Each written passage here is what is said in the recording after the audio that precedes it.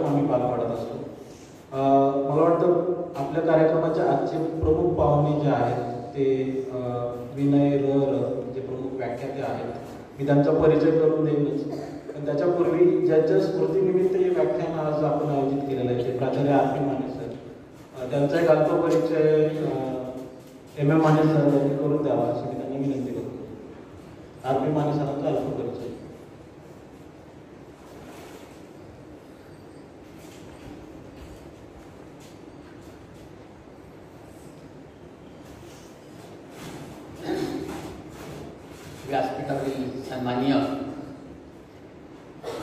गुरुवर्य, माझे सगळे शिक्षक मित्र आणि सर्व विद्यार्थी मित्र,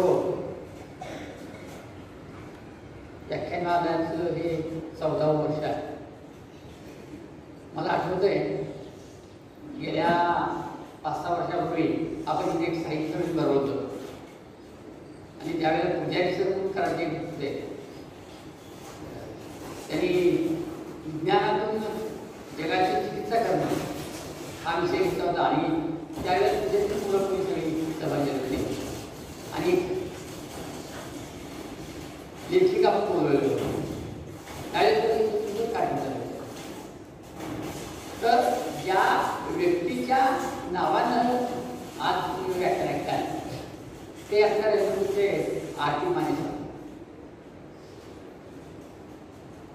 या आरती माने सरांनी जे प्राचार्य होते त्यांनी आपला आयुष्याचा बराचसा कालावधी शिक्षण क्षेत्रामध्ये व्यतीत दिलेला आहे आणि शिक्षण क्षेत्रामध्ये सुद्धा व्यतीत करत असताना सुरुवातीला त्या रेणुपुरामध्ये हायस्कूल शिक्षक होते, पुन्हा ते कोल्हापूरला गेले आणि कोल्हापूरला शिक्षकाच्या नंतर काही वर्ष त्यांनी माध्यमिक विद्यालयाचे प्राचार्य पद त्यांनी भूषवलं.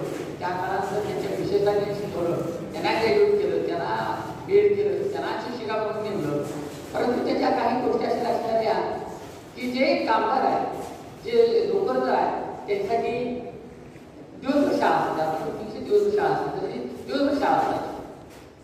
आणि त्यांनी काय केलं तर त्या मुलांना शिकायला मिळालं. म्हणजे जे कामगार आहेत, जे दुकानात काम करतात, हार्डवेअरची मुलं काम करतात किंवा अनेक ठिकाणी काम करतात, त्यांना शाळेत जाता येत नाही. आता तुम्ही कसं इथं लांबून इथं तुम्हाला इथं शाळेत यायची संधी मिळाली आहे आणि ज्या वेळेला तुम्हाला इथं तर शाळेत घातली, पण त्याला संधीच मिळाली नाही. अशा मुलांसाठी या आरती माने सरांनी कोल्हापूरला रात्र अभ्यास शिकायचं, रात्र शाळा चालू केली.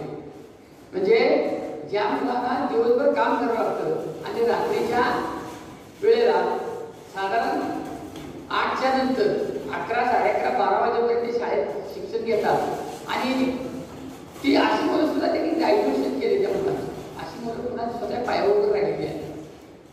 तर असं शैक्षणिक क्षेत्रामध्ये काम करणारे हे आरती माने सर त्यांनी आपलं आयुष्य या शिक्षण क्षेत्रामध्ये आपल्या कुटुंबाला त्यांनी सावरलं, पण कुटुंबाबरोबर समाजातील वंचित गरीब जे रेणुपुरामध्ये जी अगदी दारिद्र्याच्या रेषेच्या दरम्यान असणारी जी मुलं मुली आहेत त्यांना शिक्षण देण्याचा आटोकाट प्रयत्न केलेला आहे. आणि या माने सरांच्या मध्ये आटोकाट राहील म्हणून त्यांची स्थापना अवनीश माने या अवनीश मानेनी आपल्या आजोबाच्या नावानं म्हणजे आर्थिक मानसिक सहकार्य करून ही व्याख्यानाला आम्ही पुढं चालवतोय. तर या आरती माने सरांच्या नावात जे ही प्रक्रिया कंटिन्यू चालू राहावी, या म्हणजे त्यांनी ज्या अडचणी भोगलेल्या आहेत, त्याला ज्या अडचणी आले त्याचा धागा हा कडक असाच पुढे जावा या उद्देशानेच हे व्याख्यानाला जावं. आणि तुम्ही जर आता इथं आलेला तर हा जो शिक्षण व्यवस्था आहे कसं होतंय आज समाजामध्ये शिक्षणाशिवाय दुसरा कुठलाही पर्याय नाही. शिक्षण तुम्हाला जाऊ शकतं, शिक्षण तुम्हाला जगात कुठेही घेऊन जाऊ शकतो. आता मला आताच काय मॅडमने म्हणजे सांगितलं की आमच्या ते जुने काही काळातले जे विद्यार्थी होते आज ते परदेशामध्ये डॉक्टर झाले, काही डॉक्टर्स आहेत, काही ऑफिसर आहेत जे ह्या शाळेमध्ये शिकून उत्तम पगार घेणारी मुलं मुली निर्माण होत आहेत. तुम्ही सुद्धा इथं पण अशीच प्रेरणा घ्यावी आणि जसं आरती माने सरांनी आपल्या जीवनामध्ये प्रकाश निर्माण केला, ज्ञानाचा प्रकाश, तो ज्ञानाचा प्रकाश तुम्ही घ्यावा आणि जगामध्ये आपलं नाव कमावं एवढीच अपेक्षा व्यक्त करून मला इथं बोलण्यासाठी दिल्याबद्दल मी आभार मानतो आणि 2 शब्द संपवतो.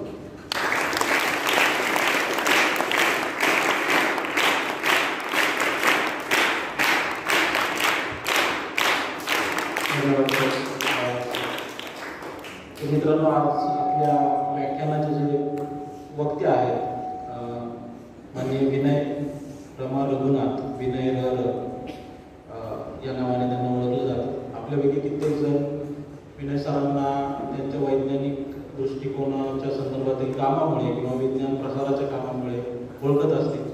सरांचे बरेचसे व्हिडिओज यूट्यूबवरती आहेत, त्यामुळे तुम्ही त्यांना ओळखत असाल. परंतु तरी पण एक औपचारिकता म्हणून मी त्यांचा एक अल्प परिचय करून आपल्यासमोर देत आहे. सर हे विनय सर हे पूर्वाश्रमीचे रसायनशास्त्राचे प्राध्यापक आहेत. पुण्याच्या परशुराम भाऊ महाविद्यालयामध्ये म्हणजे जे SP कॉलेज ज्याला म्हटलं जातं त्या महाविद्यालयामध्ये विद्यार्थ्यांना विज्ञान शिकवण्याचा जवळपास 36 वर्षांचा अनुभव सरांना आहे. सरांनी फिजिक्स, बायोटेक्नॉलॉजी, रेडिओ फार्मसी असे अनेक विषय विद्यार्थ्यांना शिकवलेले आहेत. त्याचबरोबर या विषयांवरती त्यांनी वेगवेगळ्या विद्यापीठांमध्ये संशोधन देखील केलेलं आहे. ऑटोमिक एनर्जी म्हणजे अणु ऊर्जा हे पुस्तक सरांनी एक लिहिले. त्याचबरोबर विज्ञानाचा रंगसूर हे सुद्धा अत्यंत सोप्या भाषेत वैज्ञानिक दृष्टिकोन विकसित करणारे पुस्तक सुद्धा त्यांनी लिहिले आहे. या व्यतिरिक्त सरांनी अनेक पुस्तकं लिहिलेली आहेत. त्या सर्व पुस्तकं किंवा लेखनामध्ये त्यांचं एकच ध्येय असायचं की विज्ञान आणि वैज्ञानिक दृष्टिकोनाचा प्रसार. कित्येक वृत्तपत्रांमध्ये सुद्धा सर नियमितपणे लिहित असतात. सर्व वृत्तपत्रांमध्ये त्यांचे लेख छापून येतात. कित्येक मासिकांमध्ये, साप्ताहिकांमध्ये त्यांचे लेख छापून येतात विज्ञानावरती. आणि सरांनी विज्ञान आणि वैज्ञानिक दृष्टिकोन च्या प्रचार आणि प्रसारासाठी जे कार्य केले त्या कार्याचा गौरव म्हणून त्यांना आजपर्यंत कित्येक पुरस्कारांनी सुद्धा गौरवान्वित करण्यात आलेला आहे. गेली अनेक वर्ष मराठी विज्ञान परिषद पुणे या संस्थेचे उपाध्यक्ष म्हणून सर काम करतात. पूर्वाश्रमीचे ते या संस्थेचे अध्यक्ष सुद्धा राहिलेले आहेत. मराठी विज्ञान परिषद हे एक वैचारिक व्यासपीठ किंवा एक वैज्ञानिक व्यासपीठ आणि या व्यासपीठावरून विज्ञान आणि वैज्ञानिक दृष्टिकोनाचा प्रचार आणि प्रसार करण्याचं एक काम जे एक प्रकारे एक सुधारित समाज निर्माण करण्याचं काम सर आणि त्यांची संस्था गेली कित्येक वर्ष करत आहे. वैज्ञानिक गोष्टींबरोबरच सरांनी इतर सामाजिक चळवळींमध्ये सुद्धा हिरिरीने भाग घेतलेला आहे.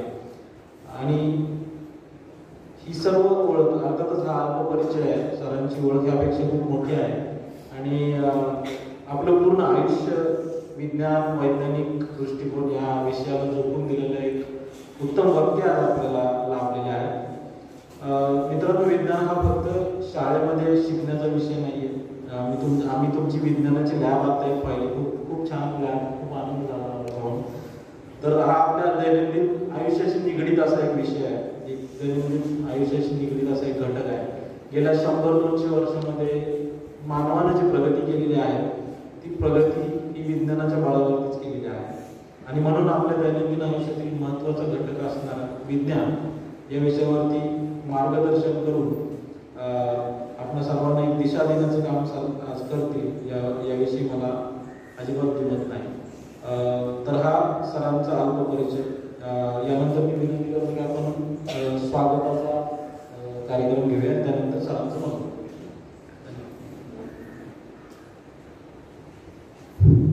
धन्यवाद सर. आपण या ठिकाणी आजच्या कार्यक्रमाचे प्रास्ताविक केले. त्याचबरोबर आजच्या पाहुण्यांचा परिचय या ठिकाणी आपण करून दिलेले. विनय सर हे विविध पुस्तकांचे लेखन केले. त्याचबरोबर समाजामध्ये आणि या छोट्याशा मुलांमध्ये एक वैज्ञानिक दृष्टिकोन जागृत व्हावा यासाठी ते व्याख्यान देत असतात. पुनश्च एकदा विनय सरांना धन्यवाद देतो. यानंतर या ठिकाणी आजच्या कार्यक्रमाचे जे पाहुणे यांचे या ठिकाणी स्वागत करण्यात येणार आहे. मी माध्यमिक विभागाच्या मुख्याध्यापिका सौ मोहिते मॅडम यांना विनंती करतो की आजचे प्रमुख पाहुणे माननीय श्री विनय सर यांना गाडगेबाबांचं चरित्रग्रंथ व गुलाबपुष्प देऊन त्यांचे या ठिकाणी स्वागत करण्यात यावं.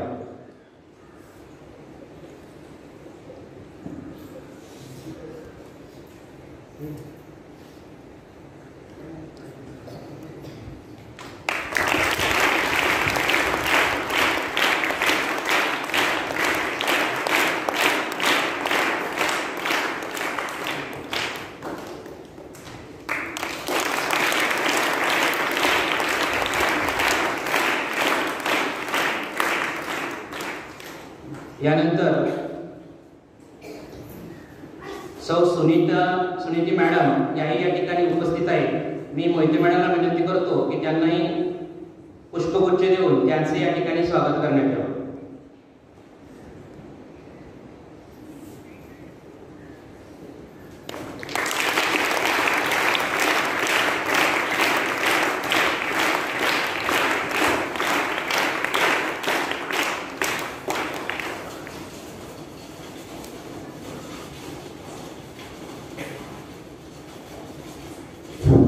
या प्रसंगी उपस्थित असलेले माननीय श्री मधुकर माने, माननीय श्री शिवाजी शिंदे, माननीय श्री शंकर कनसे, माननीय श्री प्रवीण माने सर, माननीय श्री सीताराम माने सर, माननीय श्री DM भोसले सर,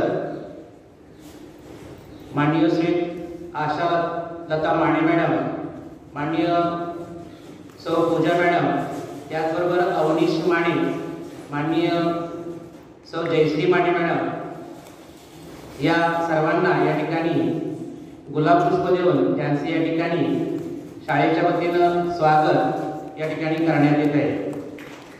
या ठिकाणी गोष्टी सर हे उपस्थित आहेत, त्यांचे या ठिकाणी स्वागत करण्यात येत आहे.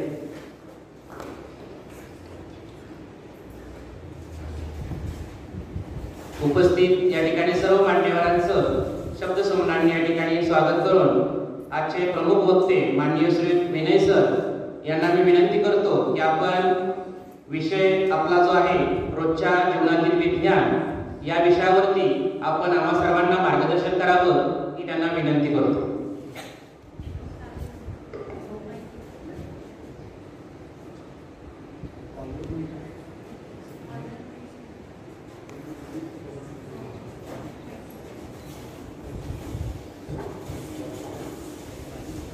सर्व सन्माननीय स्त्री बंधू भगिनी आणि माझ्या छोट्या मित्रांना माझा नमस्कार. माझी ओळख तुम्हाला झाली का? माझं नाव काय आहे? काय विसरला का लगेच? काय नाव आहे?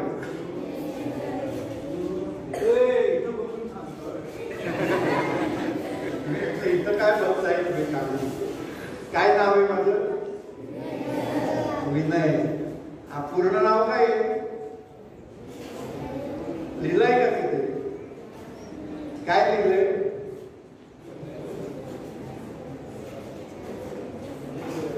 काय लिहिलंय का नाही? काय लिहिलंय बघा बरं. पूर्ण लिहिलंय का अर्ध लिहिलंय? अर्ध काय? अर्ध तरी काय लिहिलंय? विनय म्हणजे काय?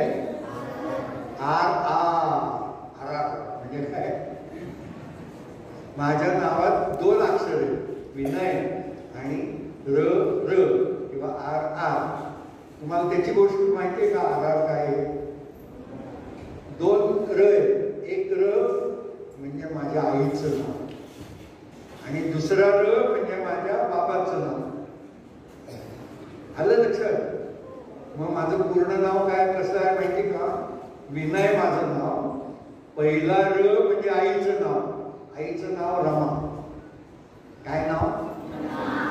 आणि बाबाचं नाव रघुनाथ. काय? मग माझं पूर्ण नाव काय झालं? विनय रमा रघुनाथ. मग आता तुम्हाला तुमचं पूर्ण नाव सांगता येईल का? चला सगळ्यांनी आपापलं स्वतःचं नाव, आईचं नाव, वडिलांचं नाव असं सांगा बरं.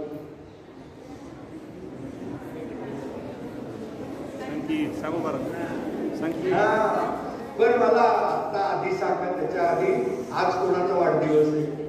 हात वर करा. अरे वा वा वा, ये इकडे. छान. तुला कळलं का मी काय काम सांगितलं करायला?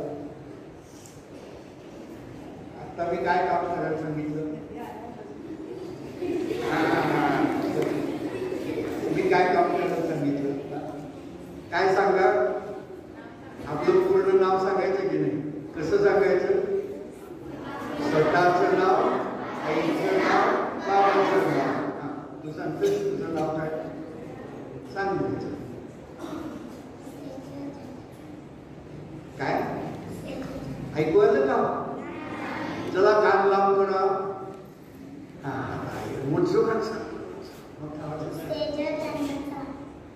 ऐकू आलं का? आणि तुझ्या आईचं नाव काय? ऐकू आलं का? सेजल, रेश्मा. आणि बाबाचं नाव काय? जालिंदर. आहे की नाही? मग माझ्यासारखं नाव नव्हतं की नाही? बरोबर की नाही? तुम्हाला पण तुमचं नाव सांगता येईल की नाही? आता स्वतःचं नाव, आईचं नाव, वडिलांचं नाव. चला एकदम सांगूया. प्रत्येकाने स्वतःचं नाव सांगायचं. एक सांगा ना स्वतःचं नाव. घाबरू नको. छान. यासाठी काय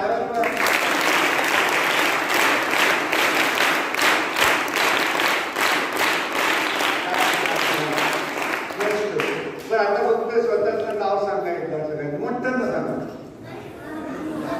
अरे मी पहिला झालो, मला काय ऐकू येत नाही. मोठ्यांना सांगा. हा कळलं. पण प्रत्येकाचं नाव वेगवेगळे, त्यामुळे सगळ्यांची नावं माझ्या लक्षात नाही.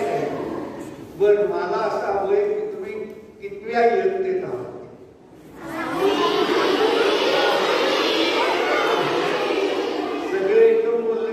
काय कळत नाही, पण मला एकदम दिसतं बरं का सगळ्यांचं.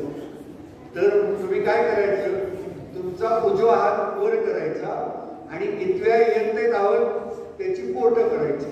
चालेल? कितव्या इयत्तेत? हात खाली, हात खाली. अरे वा, हा कसला हुशार आहे. मी काय म्हटलं उजवा हात वर करायचा. तू पण हुशार आहे की तुम्ही. मी म्हटलं उजवा हात वर करायचा आणि इयत्ता सांगायची. पण जे 6वीत आहेत त्यांनी काय करायचं? एका हाताला 6 बोटं आहेत का तुम्हाला? कोणी ऋतिक रोशन आहे का तुमच्यात? नाही ना. मग 6वी 6वं बोट कुठनं काढणार? डाव्या हाताचं. हा बरोबर आहे. छान झालं, कळलं मला कोण कितवी ते. शाबास. आता मी तुम्हाला विचारतो, तुमचं वय काय? हात वर करून बोटांनी करून दाखवायचं. करा बरं.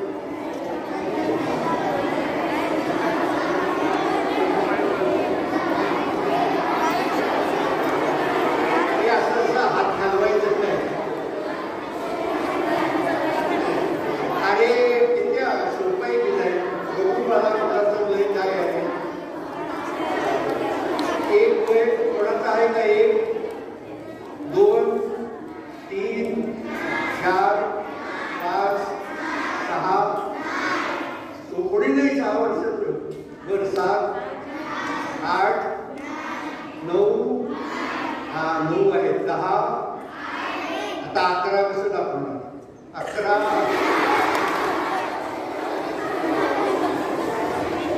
तर मग मी एकदम सोपी युक्ती करतो. 11, 12, 13, 14, 15, 16 कसं दाखवणार? आहे का कोणी 16 वर्षाचं? मग काय झालं, आमचं कामच संपलं. म्हणजे हे दशक झालं. हे काय म्हणतात, एकच झाले. 15 वर्षापर्यंत दाखवता येईल की नाही? मग तेवढेच आहेत सगळे. छान, मस्त झालं. चला बरं झालं. बरं झालं माझ्या हाताला आणखी बोटं असते तर. किती बोट आहेत? पण किती बोटं असतात आपल्या शरीराला? 20. कुठे 20? बरोबर आहे. तुमचं निरीक्षण किती छान आहे. पायाला 10, हाताला 10. बरं, तुम्हाला जर 21 असं म्हणायचं, असं लिहायचं असेल तर बोटांनी दाखवता येईल का? नाही ना. 22 मग लिहून दाखवतो ना आपण. हा, तुम्हाला माहिती आहे का आपण कशात मोजतो आकडे? आपल्या आकडे मोजण्याची पद्धत आहे, त्याला काय नाव आहे माहिती आहे का तुम्हाला?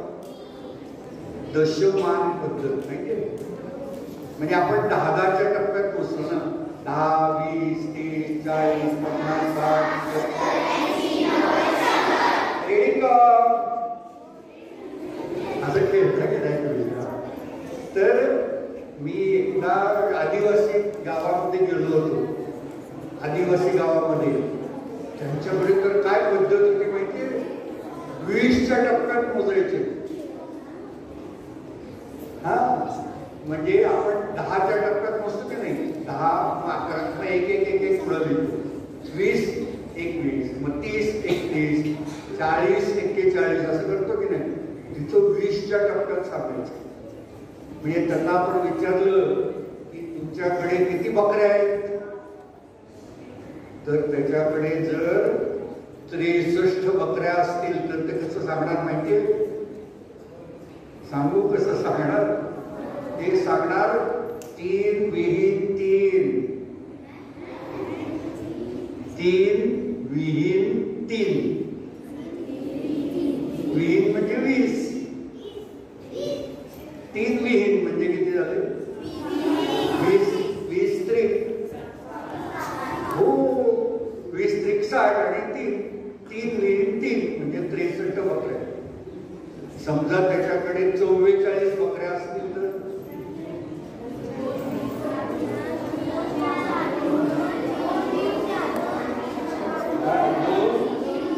बरोबर 2 विहीन 4 आहे की नाही? कसलं मस्त आहे. म्हणजे आपल्यापेक्षा हुशार आहेत की नाही? ते हुशार होते. बर, असंच मी एकदा बर तुम्हाला हे माहिती का कावळ्याला किती बोटं असतात? किती बोटं असतात कावळ्याला? कावळा किती 3 बोटं असतात ना. म्हणजे एका पायाला 3 आणि दुसऱ्या पायाला 3 असं असतं ना. म्हणजे त्याचे आकडे कितीला संपतात? आपले आकडे 10ला संपतात. त्याचे आकडे कितीला संपतात? 10ला. मग तो कसं लिहिल? 1 2 3 4 5 6. 7 लिहायचे असेल तर कसं लिहिल? 7 लिहायचे असेल तर कसं लिहिणार? किंवा त्याला 6 बोटं तर दाखवता येतील, आहे की नाही? पण समजा त्याला आपण एक 0 दिलं वापरायला. आपण 10ला काय करतो? 10 बोटं दाखवतो आणि 1 आणि 0 म्हणतो की नाही? मग तसं याला 6 लिहायचं असेल तर तो कसं लिहितो माहिती का? 1 आणि 0 म्हणजे 6. मग 7 लिहायचं असेल तर कसं लिहिल?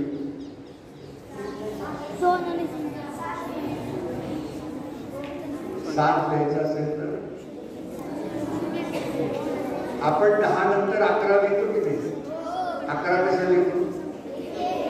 1 आणि 1. मग 7 कसे लिहिल तो? 1 आणि 1. कारण त्याला 6 बोट आहेत.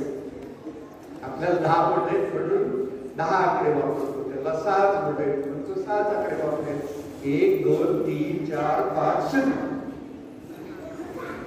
आपण कसं वापरतो? 1 2 3 4 5 6 7 8 9 0 एकत्र. अशी गंमत होते. मग कावळा हुशार का माणसं हुशार?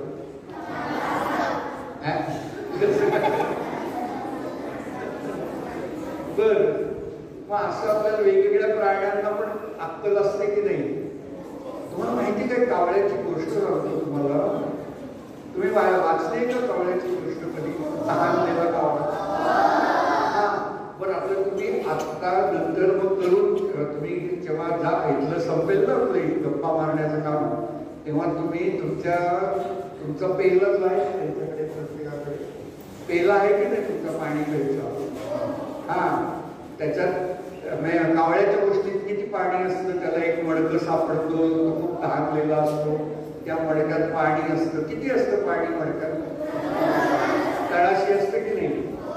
मग तुम्ही पण खूप तहानलेले असाल तर असं ते पाण्याचं भांड घ्यायचं, त्याच्यात तळाशी एवढंसं पाणी टाकायचं. आणि तुम्हाला तर पाणी पिता येईल, पण तुम्हाला ग्लास उचलायचा नाहीये, हात उचलायचा नाहीये आणि ग्लास पण उचलायचा नाही. असं जीभ लावून पाणी प्यायचं. पण त्याच्यासाठी एक काम काय करायचं? दगड गोळा करून आणायचं. कावळ्याने कसे आणलेलं?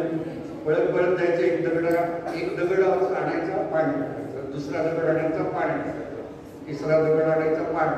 मग हळूहळू पाणी वरती येईल की नाही? मग प्यायचं. करून बघा. त्याच्यासाठी किती पाणी लागेल? करून बघा प्रयोग. मला वाटतं ना ही गोष्ट खोटी.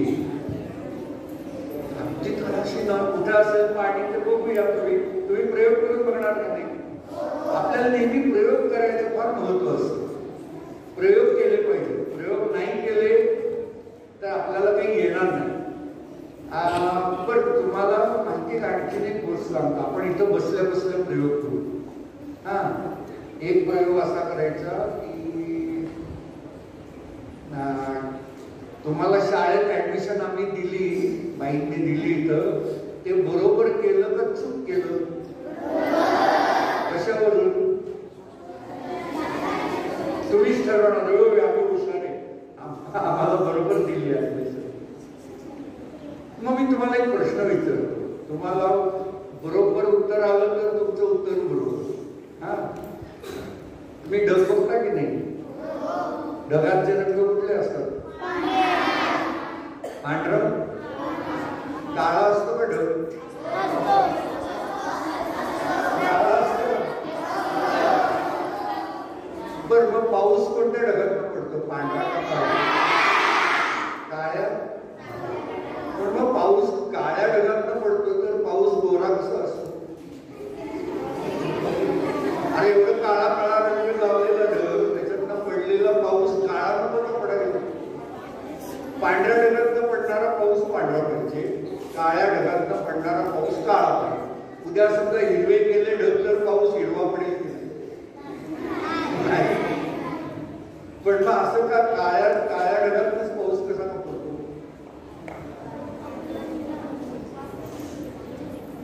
खरं पांढऱ्या ढगातनं पडायला पाहिजे की नाही पाऊस? का नाही? मग आपण विचार करतो का असा काळ्या ढगातनं पाऊस का पडतोय, पांढऱ्या ढगातनं का नाही पडत? बर, तर मग आपल्याला उत्तर आलं पाहिजे ना. मग जाऊन विचारायचं त्याला, काय रे काळ्या ढगात तुझ्यातच पाऊस आहे का? हे पांढऱ्या ढगात तुझ्यात पाऊस नाही आहे का? असे आपल्याला प्रश्न पडले पाहिजेत की नाही? प्रश्न पडले तर उत्तर शोधता येईल, बरोबर आहे. पण प्रश्न पडायला आधी आपल्याला डोकं असलं पाहिजे. आहे का तुम्हाला डोकं? एवढं मोठं डोकं आहे. एका हाताने दाखवता येईल केवढं मोठं डोकं. डोकं डोकं डोकं कुठं असतं? इथं असतं का? एक जण असं होतो. मला वाटतं त्याला वाटतं दाढी दाखवायची. बरं, मग असं दाखवायचं डोकं का असं दाखवायचं? कान पकडून दाखवलं. दाखवला कान पकडून आला सगळ्यांना? सगळ्यांना आला का? बघा कोण राहिलंय का कान पकडायचं? बघा तिकडे लहान मुलं कोणा राहिलंय का कान पकडायचं? मग बरोबर आहे बरं का, सगळे पास. तुम्हाला उजव्या हाताने डाव्या हाताने उजव्या कान पकडता आला म्हणजे सगळे पास. मग तुम्ही योग्य. हा, तुम्हाला इथं बरोबर. कारण का माहिती का, तुम्ही लहान बाळ बघितलंय का कधी? त्या बाळाला सांगायचं चल एक हात वर कर आणि कान पकड. येतच नाही मला. असं करतो.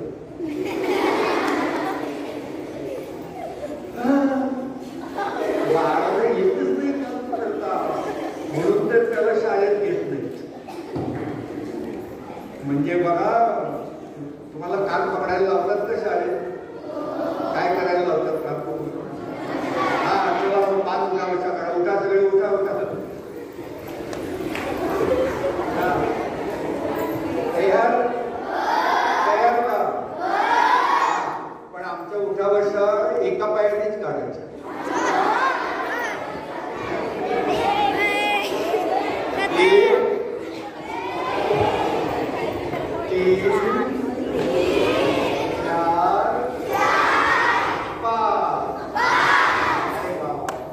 दुसरा पाय राबवला की नाही, आता त्या पायाने काढायचं. दुसऱ्या पायाने परत 5 काढायचा. 1 2 3 4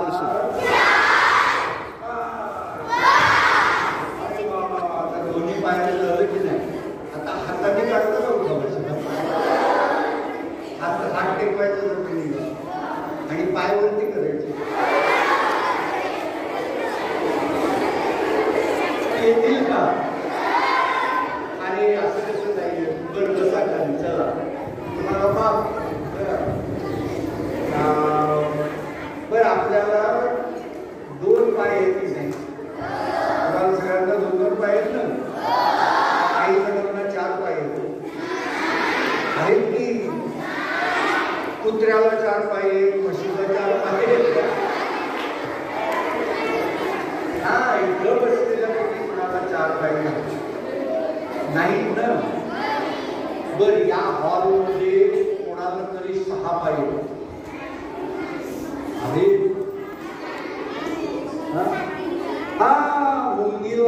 पाय आहेत ना?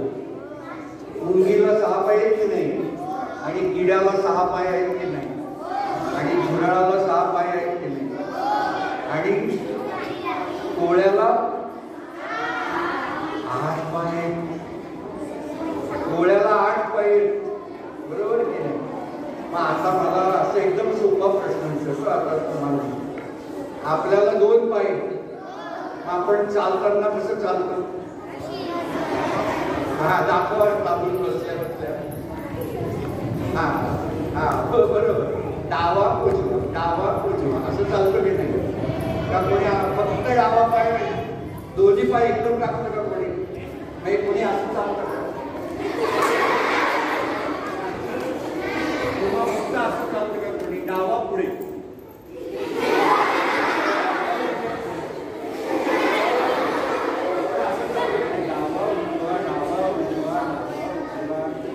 चालतो की नाही? 2 पाय.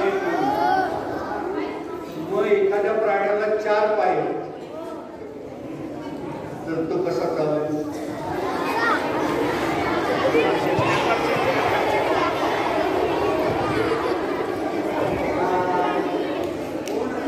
चालून दाखवायचं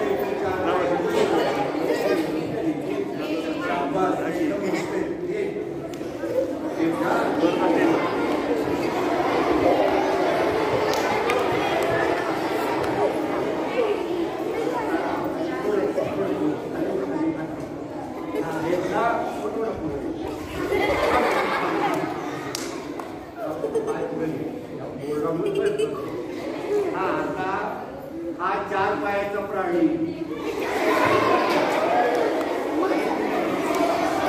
हा 4 पायाचा प्राणी इथपर्यंत जाऊन चालत येणार. माणूस 2 पायाचा प्राणी, तो चालताना काय करतो? डावा उजवा, डावा उजवा.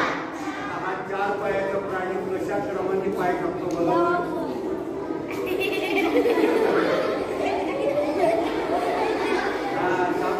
कुठल्या क्रमाने पाय टाकले आणि कुठला पाऊल टाकलं? डावा उजवा. हा पण उजवा, हा पण उजवा, हा पण उजवा पाय आणि हा पण उजवा पाय. उजवा पाय आधी टाकला. हा, त्याला मी म्हणणार उजवा पुढचा पाय टाकतो. तसाच सुरू कर चाल. उजवा हात पुढे टाकतोय आता चाल.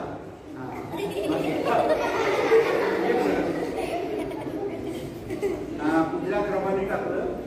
उजवा हात टाकला वर, उजवा हात मग कुठला पाय टाकला?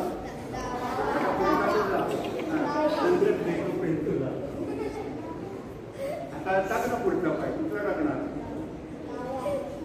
बघा, आधी एक हात मग पाय, मग हात मग पाय, बरोबर की नाही? दाखव तुला येईल हळूहळू. हे बघा कसलं मस्त छान काम केलं. आता आपण काय म्हटलं? 4 पायाचे कुठले कुठले प्राणी आहेत?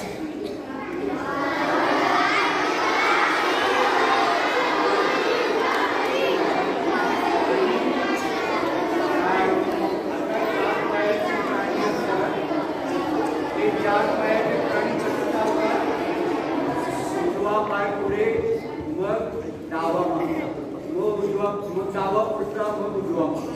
असे चालतात की नाही? तुम्ही बघितलंय का कधी? आणि घोडा कसा चालतो?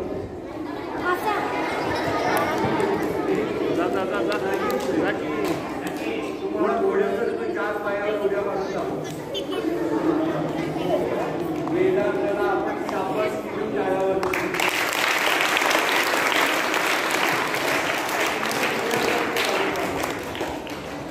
घोडा कसं चालतो? हा घोडा आहे का? कसा चालतो घोडा? बरं, उभं राहून घोड्यासारखं पण चालतो. उभं राहून असा पळतो ना घोडा? त्याचा पळतो सांग. बरं, ये कोण करून सांगू. घोड्यासारखं कोण दाखवावी. हा, हे बघा, मगाशी मी केलं तसं केलं की नाही?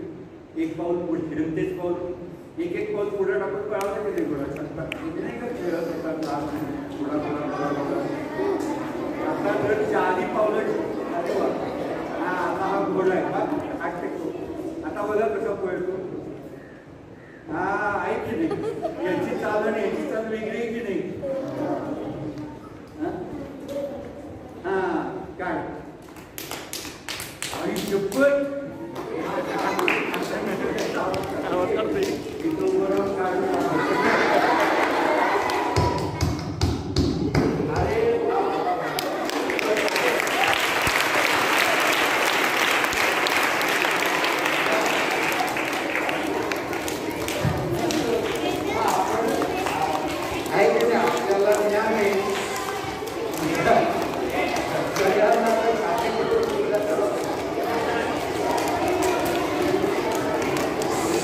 तुम्ही कधी माकडाला छाती कडवताना बघितलंय का सिनेमा नाही बघितलं आपण मी तुम्हाला एक माकडाची गोष्ट सांगू खूप खूप खूप खूप खूप खूप वर्षापूर्वीची गोष्ट आहे ज्या वेळेला माणूस आणि माकड एकदम मित्र होते घनिष्ठ मित्र एकदम पक्के मित्र माकडाला शेपूट होत माणसाला पण शेपूट होत हा माकड आपला चालायचा शेपूट हलवत कधीतरी आणि माणूस पण चालायचा शेपूट हलवत माणसाला पण शेपूट माकडाला पण शेपूट ते राहणार कुठं झाडावर अरे वा कसले हुशार पोर आहे तुम्ही ते दोघंही झाडावर राहायचे आणि झाडावर राहून काय खायचे फळं खायचे कोवळी कोवळी पानं खायचे आणि झाडाच्या फांद्यांच्या पानांच्या खाली लपलेल्या आया सुद्धा खायचे किडे सुद्धा खायचे आणि पोट सुद्धा खायचे माणूसच होते ना माकड पण ते खायचं माणूस पण ते खायचं असं करत करत करत करत त्यांचे खूप दिवस झाले आणि मग काय झालं माहितीये अचानक उकाडा सुरू झाला उन्हाळा सुरू झाला एकदम गरम व्हायला लागलं तापायला लागलं सगळं पान झाडाची पानं गळून जायला लागली आणि झाडाची पानं गळून जात असताना ऊन पडायचं अंगावर ऊन पडेल की गरम व्हायचं गरम होतंय माकड पण हैराण माणूस पण हैराण बापरे तेवढं गरम होतंय मग माकडाने माणसाला विचारलं काय रे माणसा म्हटलं काय रे माकडा तुला गरम वाटतंय का नाही वाटत म्हणतो हो खूप गरम वाटतंय मग तुला त्रास होतोय का नाही होत माणूस म्हणाला मला काही त्रास होतो मी दोस्त आहे आपल्या दोघांना ऊन लागतंय कडकडीत ऊन लागतंय मला त्रास होतोय तुला का नाही त्रास होत माणूस हुशार होता ना माकडापेक्षा तो काय म्हणाला अरे माकडा मी काय करतो गरम व्हायला लागलं ना की मी फुंकर मारतो बघा बरं फुंकर मारून वाटतंय की नाही का असं मागच्या बाजूला वाटतंय का बघा हाताला वाटतंय का बघा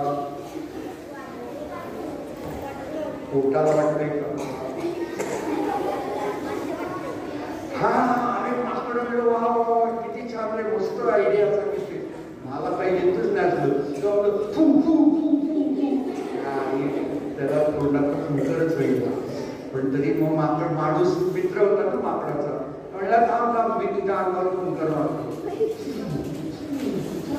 हा गुरडलं असं झालं उन्हाळा संपला मग पावसाळा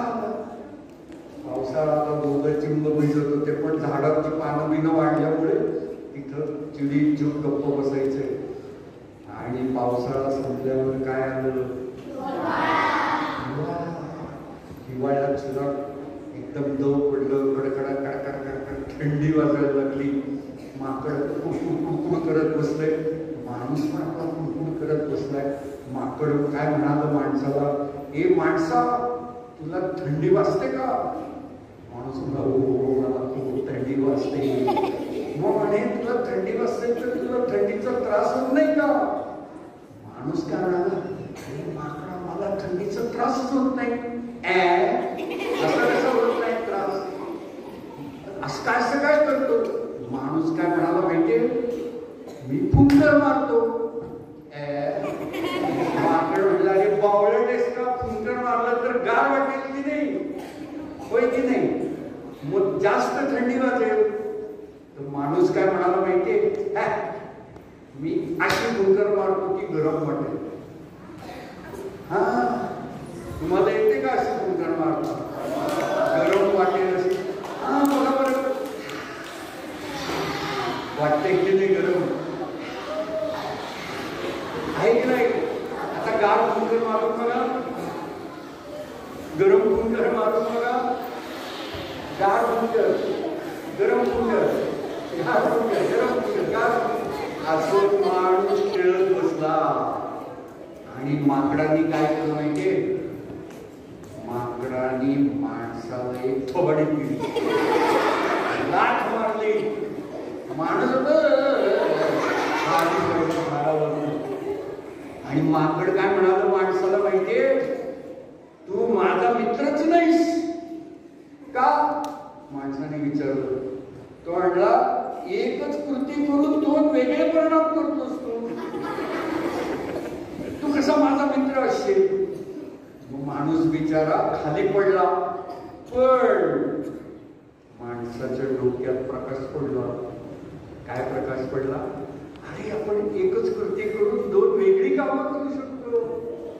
एकच कृती करतो, दोन वेगळी कामं करतो. कृती करतो, कामं करतो, कामं भरपूर कामं करायला लागला.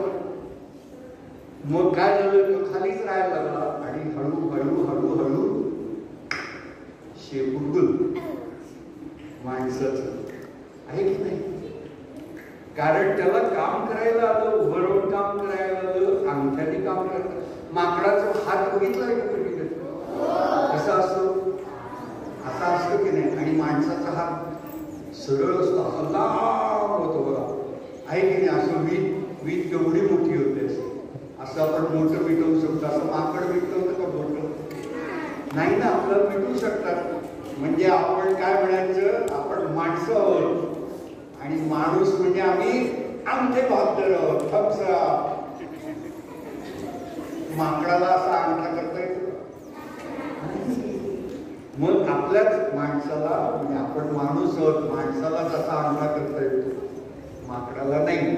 म्हणून माणूस माकडापेक्षा हुशार. कळलं?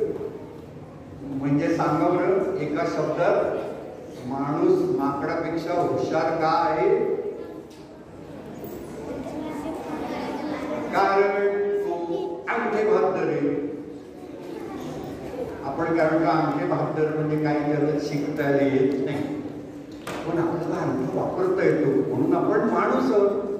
मग तुम्हाला अंगठा वापरता येतो की नाही? म्हणजे तुम्ही माणूस आहात, बरोबर आहे. शिवाय माणसाला मग अनेक गोष्टी सापडल्या आणि त्याला करता यायला लागल्या. मला सांगा, माकडाबरोबर जेव्हा माणूस राहत होता तेव्हा ते दोघं नागडेच असतील की? नागडेच फिरत होते झाडावरनं त्या झाडावर. मग माणूस खाली पडला तर त्याला सापडलं, अरे इतर प्राणी होते, त्यांची कातडी पडलेली होती, झाडाची पानं पडली. मग काय मस्त मग फुंकर मारायची गरज नाही. नाहीतर पाठीला थंडी वाजते, फुंकर मारणार येईल का? पाठीला फुंकर मारणार नाहीतर मग बोलवायला गेलो, इकडे माझ्या पाठीला फुंकर मारून दे. नाही, मग त्याला कपड्याचा शोध लागला. असे खूप शोध लागायला लागले, वेगवेगळे शोध लागायला लागले. कसले शोध लागायला लागले असे माहिती आहे? कसले? कशाचे? पेंटिंगचे. पेंटिंगचे शोध सुद्धा लागले. मग त्यांनी आपल्या फेसबुकवर लिहिलं, वॉलवर, मी आज काय खाल्लं असं लिहिलं ना त्यांनी. मी आज आमच्या बाईंनी फार मस्त धडा शिकवला असं फेसबुकवर लिहिलं त्यांनी. नाही बरं, त्यांना वेगवेगळे शोध लागले. तसं शिजवून खायचा शोध लागला अन्न. बाकीचे प्राणी अन्न शिजवून खातात का कोणी? माहितीये का तुम्हाला कुठला प्राणी आपला अन्न शिजवून खातो? कुठल्या प्राण्याचं स्वयंपाकघर असतं का? मग ते खातात काय? स्वयंपाकघर नाही तर खाणार कुठलं? कच्चच खातात. ऐक की नाही, स्वयंपाकघर नाही तर कच्चच खातात. पण माणसाला स्वयंपाक करता आला आणि स्वयंपाक का करता आला तर माणसाला एक विजय मिळवता आला. कुठला विजय मिळवता आला माहिती का? माणूस आगीशी खेळायला शिकला. आगीशी पाहिजे तेव्हा आग लावायची, नको तेव्हा विजवायची. आहे की नाही? कशाने आग लावली त्यांनी माहिती का पहिली? कोण म्हणतं गारगोटी एकावर एक घासून ठिणग्या पाडल्या, कोण म्हणतं लाकडं एकावर एक घासून ठिणग्या पाडल्या, कोण म्हणलं दगड एकावर एक घासून ठिणगा पाडल्या. काही का असेल ना, काहीतरी घासून त्यांनी घर्षण करून उष्णता उत्पन्न केली. आणि मग त्याला सापडलं, अरे आपण निसर्गावर आपल्या मुठीत ठेवू शकतो. आपल्याला हवं तेव्हा निसर्गाची आपण हे वापरू. कारण त्याचं डोकं होतं त्याला माणसाला. आणि आता तुम्ही मला सांगा, आपल्याला आपल्या आसपास काय चाललंय हे कळतं की नाही? कशामुळे कळतं? डोळ्यामुळे कळतं का? बघा डोळे मिटून बघा मी काय करतोय. तुम्हाला कसं कळलं मी हात हलवतोय? मी डोळे उघडले. बरं, डोळे मिटून आपल्याला हालचाल कळते, समोर काय चालतंय ते दिसतं. डोळे मिटून डोळ्यांनी दिसतं, कानाने ऐकू येतं, नाकाने श्वास घेता येतो फक्त का वास घेता येतो? नाकाने वास घेता येतो. वासावरनं कळतं की नाही? आज छान वास येतोय, आज गरम गरम शिरा केलेलं दिसतोय. येतं की नाही? इथं बसल्या वास. आणि जिभेनी चव कळते, आणि त्वचेनी कोणी चिरकुटा काढला तर कळतं की नाही, डास चावलं तर कळतं की नाही, म्हणजे स्पर्श कळतो. आता मला प्रश्न पडला तर मी तुम्हाला विचारणार आहे, बघू तुम्ही हुशार कोण आहे का? आपल्याला डोळे बघणारे, कान ऐकणारे, नाक वास घेणार, जीभ चव घेणारी आणि त्वचा स्पर्श समजणारी सगळं चेहऱ्यावरच का आहेत? इकडं का नाही डोळा आहे? असं या बाजूने या कान सुद्धा पायाला आला असतं तर आपल्याला जमिनीवरनं काय चाललंय कळलंच नाही पटकन. मग पाची आपले ज्ञानेंद्रिय अशी चेहऱ्यावरच का आहे? सांगा बरं. पाची ज्ञानेंद्रिय चेहऱ्यावरच का आहे? एक का कुणाला सांगता? बरं, ते उत्तर पडतो. ते उत्तर, पण ते उत्तर बरोबर आहे का चूक आहे हे तुम्ही, ते बरोबर कसं आहे ते तुम्ही सांगायचं. चालेल?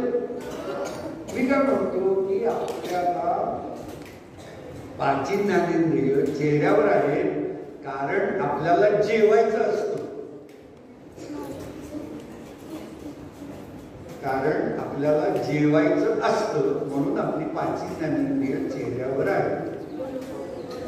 नाही, माझं तर उत्तर बरोबर आहे, एकदम बरोबर आहे, काही चूक नाही. कसं जेवतो करून दाखव. बघा ना, तुम्ही नीट नाही दाखवते, तुम्ही खरं जेवून दाखवाय. शांतपणे बसा, मंत्र म्हणा,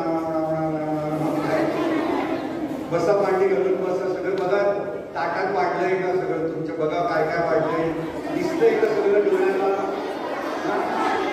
डोळ्याला दिसतंय का सगळं? त्याच्यात काय मुंगी, किडा, गांडूळ पडलंय का त्याच्यात? मग डोळ्याने बघताय की नाही?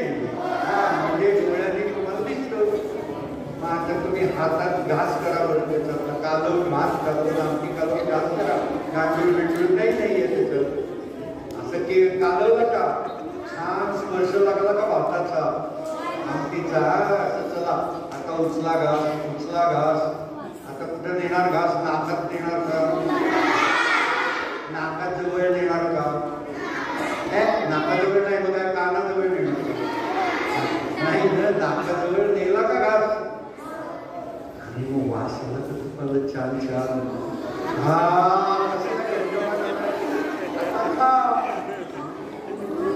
वा वा वा मचक आवाज कानाला पण आला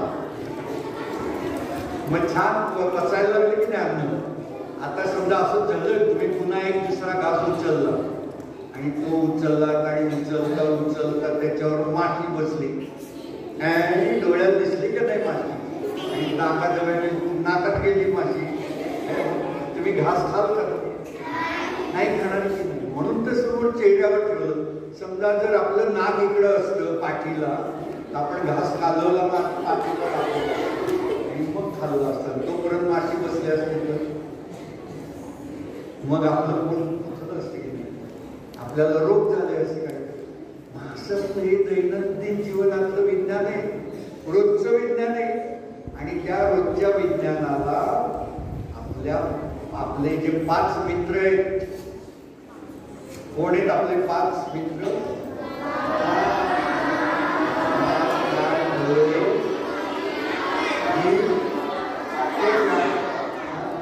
आपल्याला 2 डोळे आहेत की नाही 2 कान आहेत की नाही 2 नाक आहेत की नाही एक नाक बर 2 नाकपुड्या आहेत नाका 2 नाही नाकपुड्या 2 मग आपल्याला 2 जिभा आहेत का एक नाही मग आपल्याला 2 डोळे तरी काय आहेत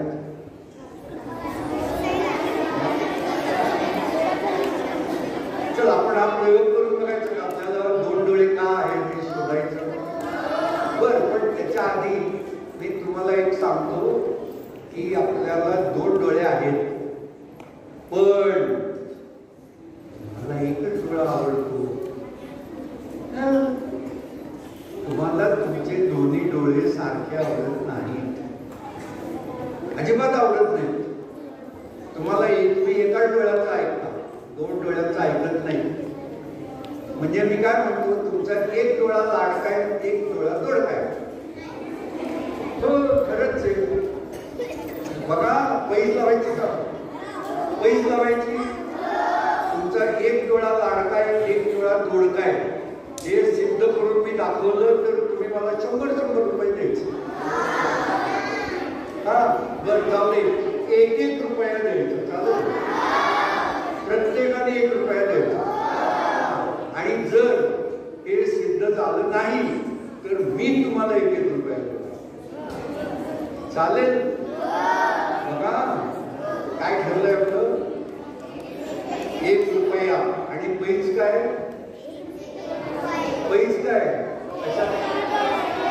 की तुमच्या एका डोळ्यावर जास्त प्रेम आहे तुमचा एक डोळा लाडका आहे आणि एक डोळा तोडका आहे कळलं तुम्हाला मान्य आहे का तुमचा एक डोळा लाडका आहे मान्य ज्यांना मान्य आहे त्यांना 1 रुपया माफ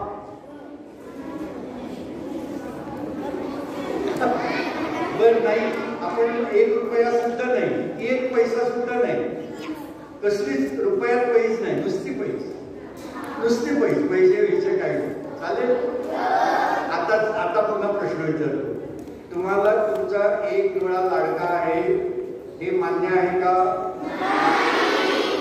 मग मी सिद्ध करून दाखवलं तर तुम्ही मान्य कराल का मग मी तुमचा एक डोळा बंद करायला येऊ का नाही तुम्हीच तुमचा एक डोळा बंद करू शकता की नाही बघा बरं एक डोळा बंद करता येतोय का आता दुसरा डोळा बंद करता येतोय का बघा एक डोळा एका वेळेला बंदायचा एक डोळा एका वेळेला उघडायचा दोन्ही एकदम नाही बंद करायचे दोन्ही एकदम नाही उघडायचे आलं लक्षात येतो की नाही मी हात नाही लावला तरी काही जणांना बंद करता येतो की नाही डोळा बरं आता एक काम करायचं किती सोपं काम आहे तुम्हाला इथं गाडगे महाराज मिशन असं दिसतंय का लिहिलं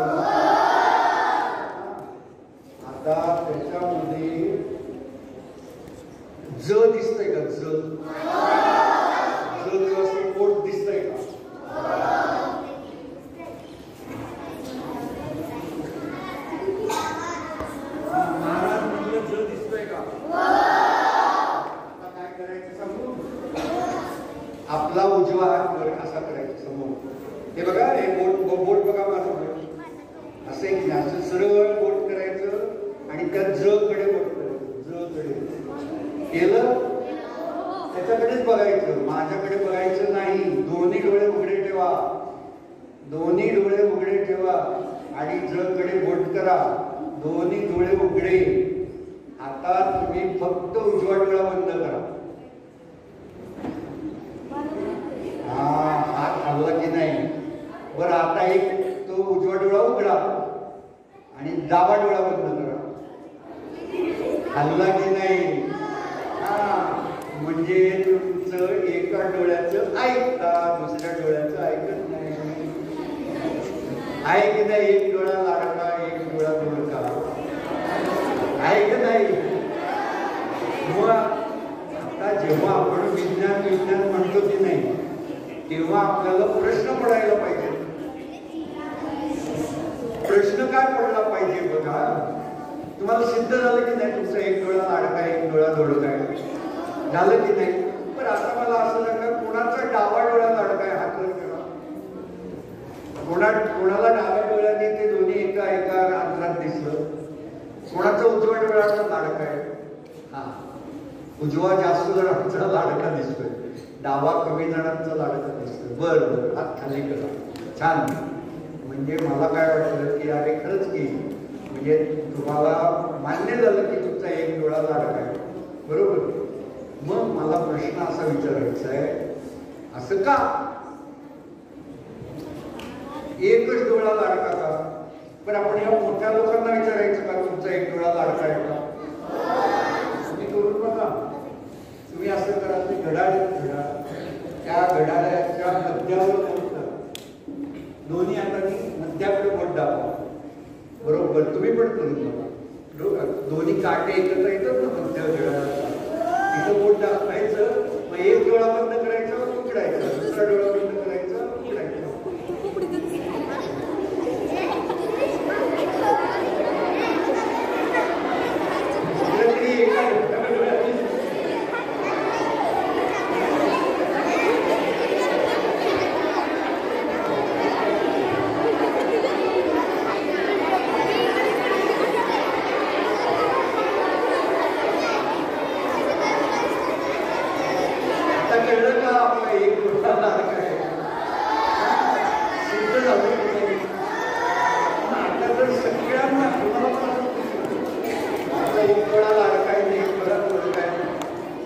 सगळ्यांना असं दिसत असेल, सगळ्या माणसांना असं दिसत असेल, मग प्रत्येकाला दोन डोळे दिलेच का?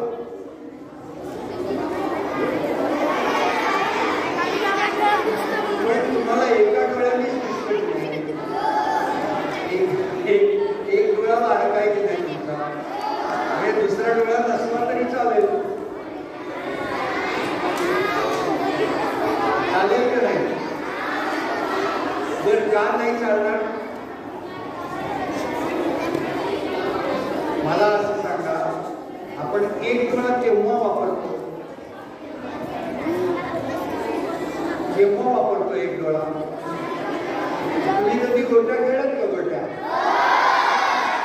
गोटीला नेम मारतात ना, एक डोळा वापरतो ना.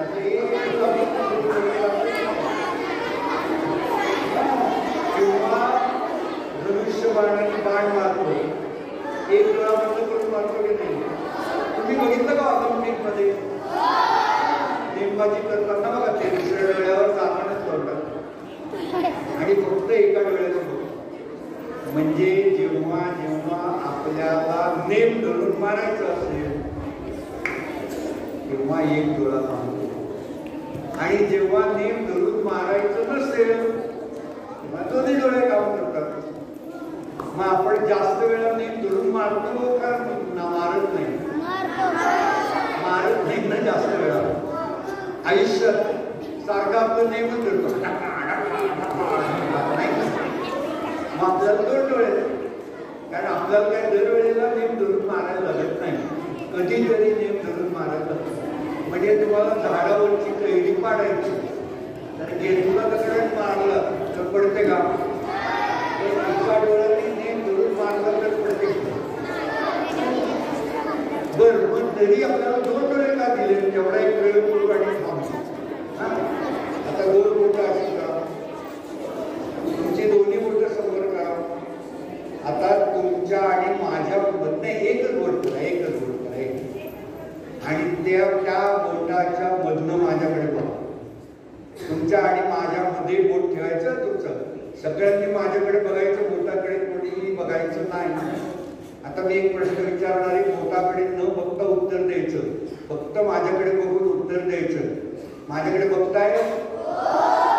तुम्हाला किती बोटं दिसत आहेत?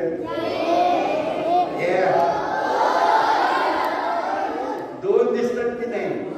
मी काय सांगितलं, एकच बोट करायचं. तुम्ही 2 बोटं का केली? माझ्याकडेच बघायचं, बोटाकडे बघायचं नाही आणि उत्तर द्यायचं. किती बोटं दिसत आहेत? बरं, जाऊ दे. तुम्ही बोटाकडे बघा आणि मी किती दिसतोय? मी एकच आहे. मी एकच आहे. मी 2 कसं काय दिसतो?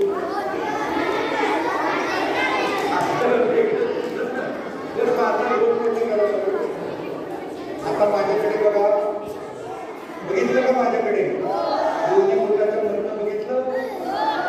आता माझ्याकडे बघायचं, बोटाकडे न बघता उत्तर द्या. किती बोटं दिसत आहे? आता दोन्ही बोटं जवळ आणा, जवळ आणा, जवळ आणा, जवळ आणा, जवळ आणा. 3 झाली बोटं. म्हणजे काय जादू आहे. एका बोटाची 2 बोटं होतात, 2ची 4 होतात, 4ची 3 होतात. कसले तुमचे डोळे भागे.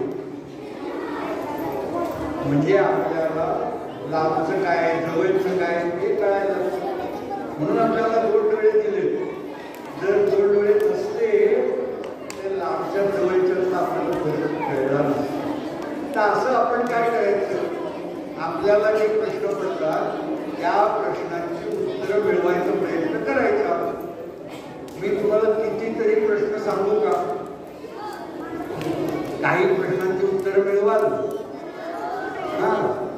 मग तुम्हाला सांगा, आपल्याला 2 कान का असतं? पण मग आपलं एक कान आवडतं आणि एक नावडतं असं आहे का? हे मी पाहिलं ना, 2 डोळे, एक आवडतात एक नावडतं, एक लाडका एक दोडका.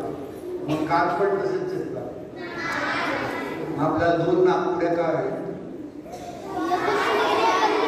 हे काही नाही, एका नाकात शेपूट असला तर दुसरीकडे हवा घ्यायला. बरोबर आहे की नाही? आपल्याला 2 हात का आहे? एक हात मोडला की दुसऱ्या हाताने कामं करायची. असं आहे का? नाही. मग आपल्याला असे खूप प्रश्न पडले की त्याची उत्तरं मिळवायचा प्रयत्न करायचा. कराल तुम्ही?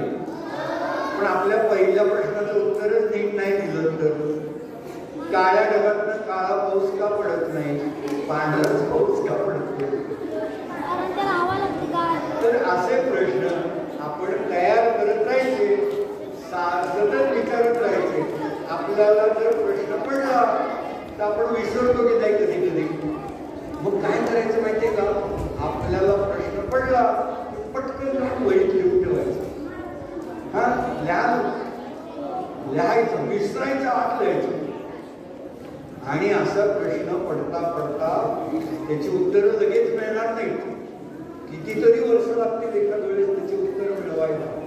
तुम्हाला माहिती आहे का, न्यूटन होता की नाही? न्यूटन त्यांनी कसला शोध लावला?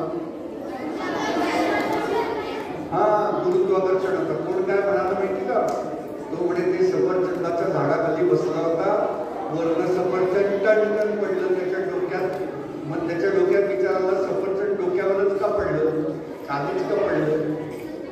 आणि मग एक मुलगा काय म्हणला, तो म्हणे बरं झालं असतं नारळाच्या झाडाखाली बसला असता तर. का म्हणे? म्हणजे आपल्याला न्यूटनचे नियम पाठ करायला लागले नसते.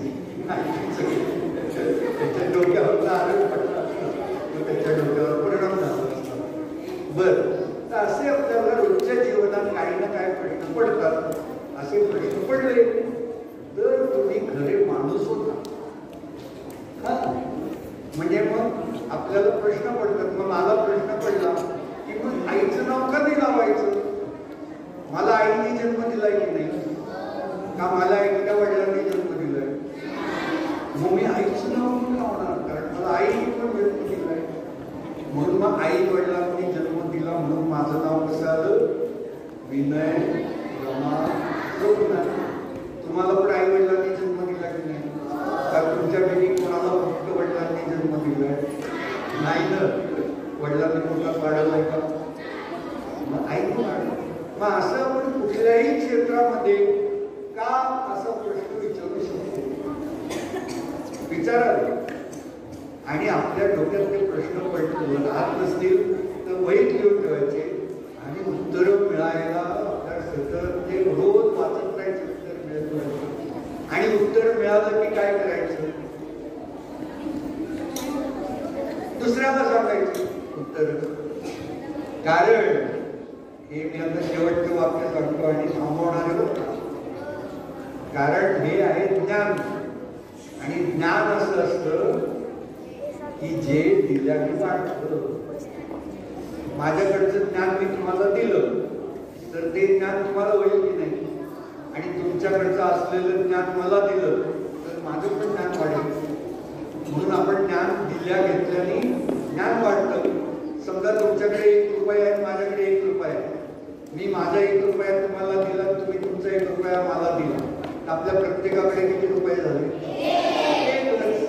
पण माझ्याकडे एक आयडिया आहे आणि तुमच्याकडे एक आयडिया आहे. तुम्ही तुमची आयडिया मला दिली आणि मी माझी आयडिया तुम्हाला दिली. तर प्रत्येकाकडे किती आयडिया झाले? आहे की नाही? म्हणजे अशा आयडिया वाढत जातात. आपण समाजामध्ये जगताना असं करायचं. आपल्याला जे प्रश्न पडतील त्या प्रश्नांची उत्तर मिळवायची, नाहीतर इतरांना विचारायचं. आणि अशा नवीन नवीन नवीन नवीन आयडिया वाढवत न्यायच्या, ज्ञान वाढवत न्यायचं. मग सगळे शहाणे होतील. तुम्ही सगळ्यांना शहाणं करणार का? नाही करणार. मग त्याच्यासाठी आधी काय करायला पाहिजे? डोक्यात प्रश्न पडायला पाहिजे. आणि डोक्यात प्रश्न पडण्यासाठी काय करायला पाहिजे? टपल्या मारायच्या का डोक्यावर? नाही, बघायचंच काय काय कुठे काय होतंय. काळ्या काळ्या ढगात काळा पाऊस पडतोय का? हिरव्या झाडात लाल फळं कशी येतात? तेवढी फळं हिरवीच फळं का नाही येत? मग पिकली की असे सगळे आपल्याला प्रश्न पडले पाहिजे. तुम्हाला भरपूर प्रश्न पडू दे आणि सगळे प्रश्न तुम्ही एकत्र करून मला पाठवा. किती प्रश्न पाठवा? बघा किती जण तिथं 300.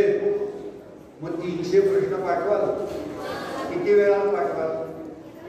1 तासात? 1 तासात 1 प्रश्न सुचेल तुम्हाला? पण चालेल. मी थोडा वेळ असे आहे तुम्ही मला पटपट प्रश्न लिहून द्या. चालेल? हा बघू. बरं आज नाही, उद्या नाही, परवा नाही, तेव्हा जेव्हा तुम्हाला प्रश्न सुचतील तेवढे प्रश्न पाठवा.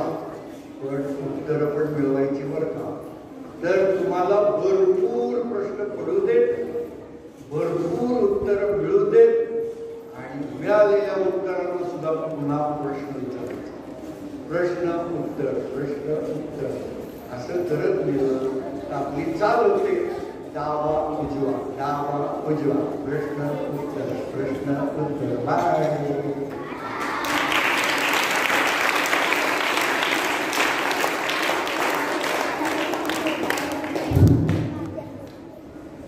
धन्यवाद सर. मुलांच्या मनामध्ये वैज्ञानिक दृष्टिकोन निर्माण होण्यासाठी रोजच्या जीवनामध्ये आपण विज्ञानाचा आधार घेत असतो. या प्रकारच्या अनेक छोट्या मोठ्या आपण गोष्टी मुलांना या ठिकाणी सांगितल्या. अतिशय छान असं व्याख्यान या ठिकाणी झालं. मुलांना प्रश्न पडले आणि त्या प्रश्नाचं उत्तर मुलांनी शोधलं म्हणजेच विज्ञानाची सुरुवात झाली असं म्हणणं अवघड ठरणार नाही. आपण या ठिकाणी अतिशय छान असं व्याख्यान दिलं. पुनश्च एकदा आपल्याला धन्यवाद देतो आणि या कार्यक्रमाचे आभाराचं काम मी मोठे मॅडम यांना या ठिकाणी निमंत्रित करतो.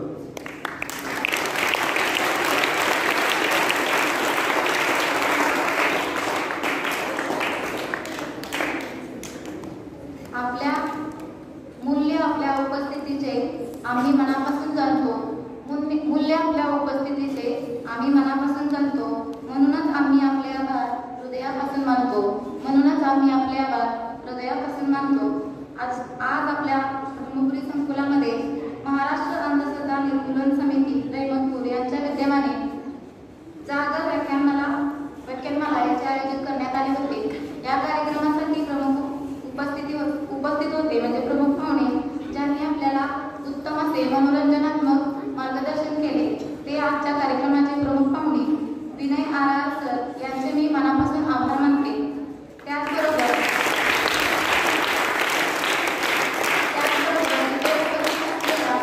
मॅडम यांच्यावरती मी आभार मानते. इथं उपस्थित असलेले सर्व मान्यवर Madhukar Mane sir, Shivaji Shinde sir, Shankar Kanche sir, Pravin Mane sir, Sitaram Mane sir, Priyam Bhosale sir, Ashalata Mane madam, Pooja Mane madam, Mohsin Shaikh sir, Avinash Mane sir, Jayashree Mane या सर्व उपस्थित मान्यवरांचे मी आभार मानते. त्याचबरोबर आपल्या शाळेतील प्राथमिक विभागाचे मुख्याध्यापक दीपक माने सर आणि माध्यमिक विभागाच्या मुख्याध्यापिका मोहिते मॅडम यांचे देखील मी आभार मानते. त्याचबरोबर इथे उपस्थित असलेले सर्व विद्यार्थी व विद्यार्थिनी प्रतिनिधी यांचे देखील मी आभार मानते. धन्यवाद.